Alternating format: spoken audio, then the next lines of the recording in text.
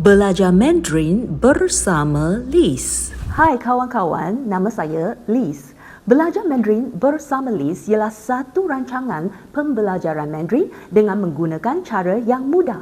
Dalam setiap video, Liz akan ajar 1-2 kosakata sahaja di mana kita boleh gunakan kosakata yang begitu kurang sekali untuk buat ayat yang ringkas dan ayat itu boleh digunakan dalam kehidupan harian.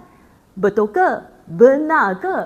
Jom, mari kita belajar. Hari ini kita nak belajar 2 kosakata iaitu wo dan juga shi.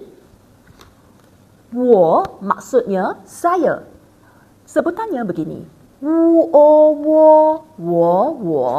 Dia memang dalam nagata ketiga. Dan kosakata kedua yang kita nak belajar adalah shi. Shi maksudnya ialah. Sebutannya begini. SHI ya. Shi. Shi.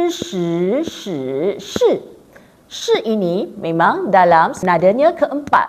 Shi. Jangan kita sebut SHI ya. Shi. Salah. Bila kita panggil orang, jangan bercakap terlalu kuatnya. Kita kata shh. Ingat ni. Shi ialah shi.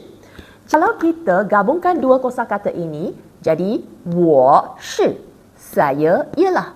Katalah saya, nama saya Liz. Jadi bila kita nak memperkenalkan diri kepada orang lain, anda boleh kata wo shi Liz.